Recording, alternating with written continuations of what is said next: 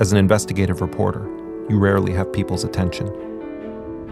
More often than not, you work alone, and the stories you labor over fall on deaf ears. But sometimes a story strikes a nerve, and you're thrown into the public arena. It happened to me once before. During its time in Iraq, Blackwater has regularly engaged in firefights and other deadly incidents. It was 2007, and I was reporting on Blackwater, a shadowy mercenary company. And suddenly it was front page news. A frequent contributor to The Nation magazine, his new book is called Blackwater. Jeremy Scahill authored the book Jeremy Scahill, Blackwater. who's coming to us from London. Now is Jeremy Scahill. I quickly discovered that the world of talk show television is less a meeting place for ideas and more like a boxing ring. Now, $700 million for Colonial Fortress in Pakistan. The whole thing feels like a game. But every time you step into the ring, there's a chance your story can have an impact. I'd seen the same pattern repeatedly. America was trying to kill its way to victory.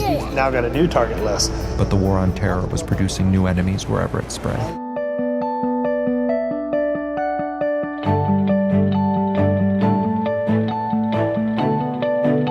Now we continue with Jeremy Scahill. He's the author of Blackwater, The Rise of the World's Most Powerful Mercenary Army, and his latest book is called Dirty Wars, The World is a Battlefield. He broke the story that al-Qaeda in the Arabian Peninsula, AQAP, took credit for the Charlie Hebdo massacre in Paris based on an al-Qaeda source in Yemen. I've been a journalist for around 20 years. A classic part of good journalism is that you have to have journalists willing to speak with the people that you are told are the enemies. The corporate media coverage is revving up the fear engine again, is one of the things you said, and that essentially states will always look for a reason to overreact and restrict civil liberties, and then it's hard to dial back. Clearly you think this is being over-covered?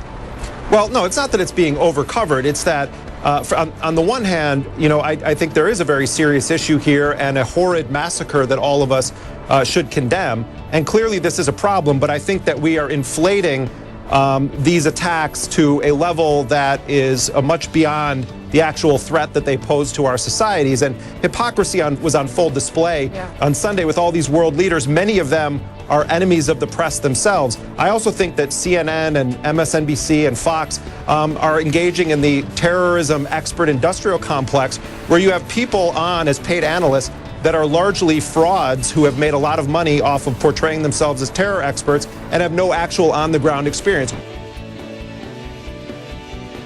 And then in Western societies, you have, on the one hand, President Obama saying that his administration is going to be the most transparent in history and that they want to be friends with the press.